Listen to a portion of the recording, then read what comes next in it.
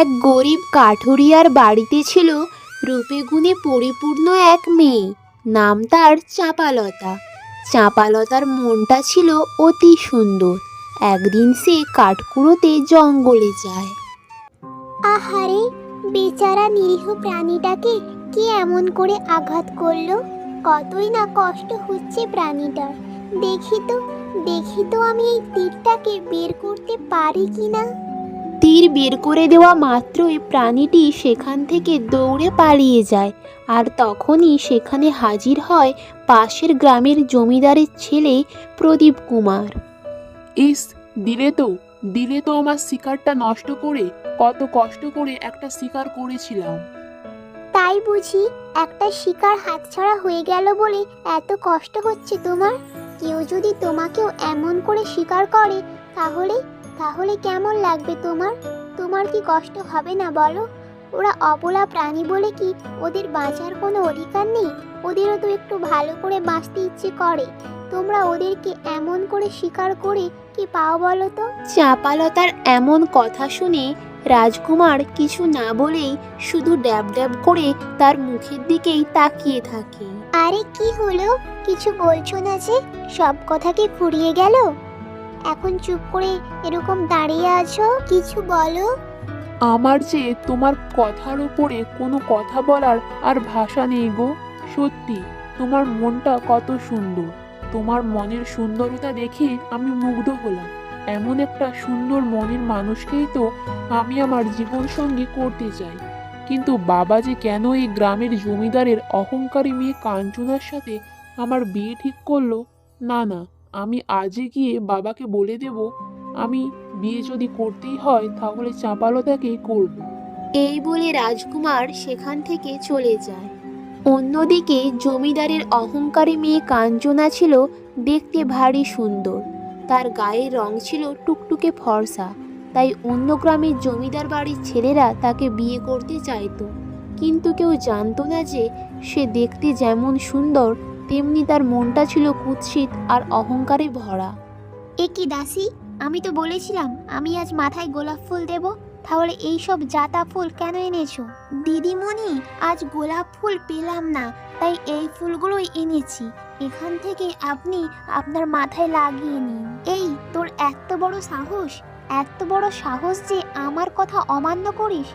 যা, এখান থেকে এক্ষুনি গিয়ে আমার জন্য গোলাপ আন, নইলে তোকে আজ আমি গ্রাম থেকে বিতাড়িত করব।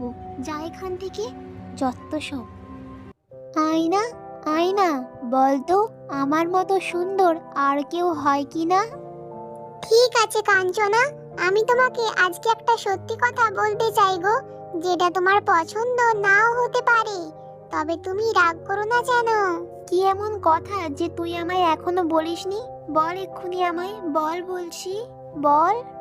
কাঞ্চনা, হতে পারো তুমি রূপে সব থেকে সুন্দরী। দুধে আলতা তোমার গায়ের রং, কোমল গোলাপের পাপড়ির মতো ঠোঁট, হরিণীর টানা টানা চোখ তোমার।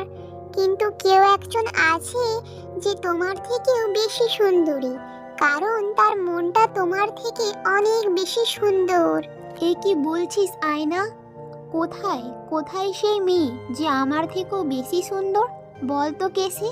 কোন জমিদার বাড়ির মেয়ে এসে? সে কোনো জমিদার বাড়ির মেয়ে নয় গো, সে এক সামান্য গরিব কাঠুরিয়ার মেয়ে। তার নাম চাঁপালতা। তুমি আজই তার দেখা পেতে পারো যদি তুমি ওই জঙ্গলে যাও। সে ওই জঙ্গলে রোজ যায় গো।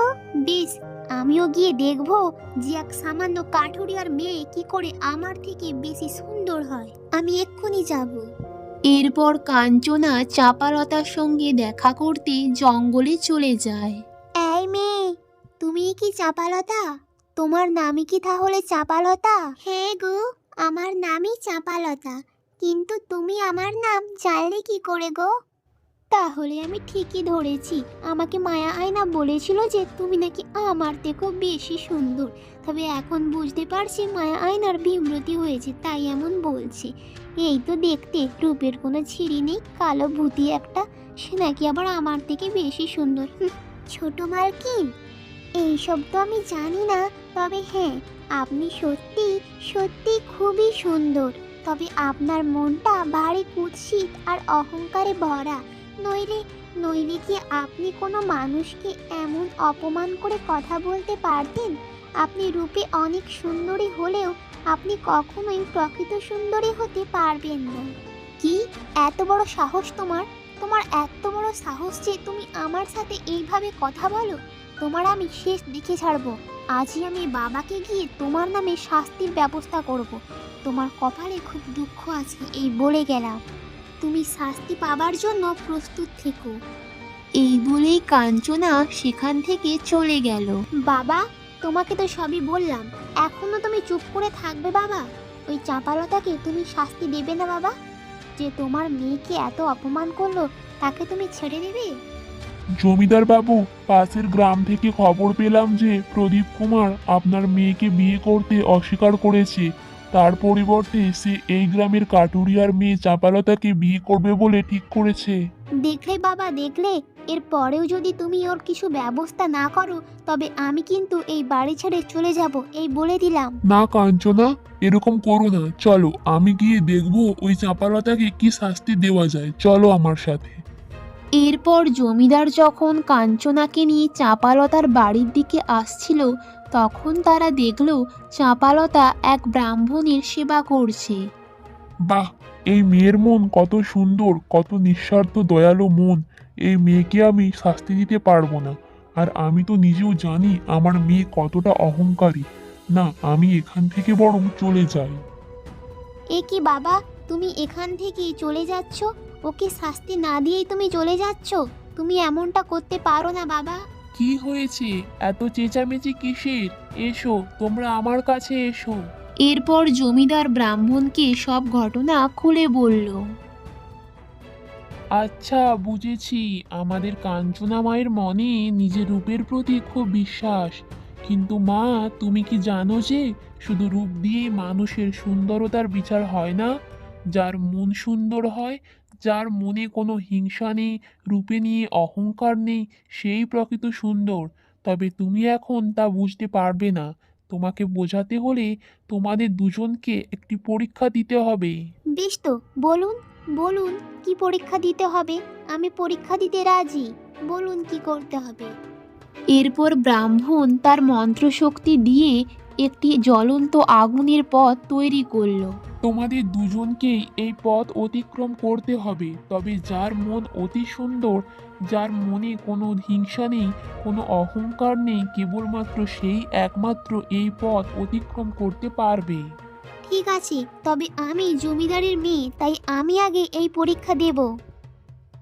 এই বলে যেই কাঞ্চনা সেই আগুনের পথে পা দিল, উরি বাবারে, মরে গেলাম রে, চলে গেলাম রে। উফ, যত সব ভণ্ডামের পরীক্ষা! আগুনের মধ্যে কেউ হাঁটতে পারে নাকি? উফ, একদম ঝলসে গেলাম গো। তবে এই চাঁপালতাকেও এই পরীক্ষায় নামতে হবে, এই পথ দিয়ে তাকেও যেতে হবে। যদি সে পারে তবেই আমি বুঝবো যে আমি ভুল। যার মন সুন্দর সেই প্রকৃত সুন্দর হয়। বেশ, আমি এই পরীক্ষা দেব। তবে আমার বিশ্বাস, যদি আমি মন থেকে সুন্দর হই, যদি আমার মধ্যে কোনো অহংকার না থাকে, তবে আমি অবশ্যই এই পথ অতিক্রম করতে পারবো। এই বলে চাঁপালতা অনায়াসেই সেই পথ অতিক্রম করে ফেলল। আমি আমার ভুল বুঝতে পেরেছি। আমি অহংকারে পরিপূর্ণ হয়ে গিয়েছিলাম। তবে আমি কথা দিচ্ছি, আমি আজ থেকে নিজেকে শুধরানোর ব্যবস্থা করব। নিজেকে অহংকার মুক্ত করার চেষ্টা করব। এক ভালো মানুষ হয়ে ওঠার চেষ্টা করব আমি। সেই সময় সেখানে প্রদীপ কুমার এসে হাজির হলো। তুমি ঠিক সময়ে এসেছো প্রদীপ কুমার। আমাকে ক্ষমা করবেন, আমি আপনার মেয়েকে মানে কাঞ্চনাকে বিয়ে করতে পারবো না। আমি শুধু চাঁপালতাকে বিয়ে করব। তোমাকে ক্ষমা চাইতে হবে না প্রদীপ কুমার। আমি নিজে তোমার বাবার সাথে কথা বলে তোমার আর চাঁপালতার বিয়ের ব্যবস্থা করব। এইভাবেই কাঞ্চনা তার ভুল বুঝতে পারে আর চাঁপালতা প্রদীপ কুমার একসাথে সুখে জীবনযাপন করে। বন্ধুরা, গল্পটি ভালো লাগলে অবশ্যই একটি লাইক করে দিও।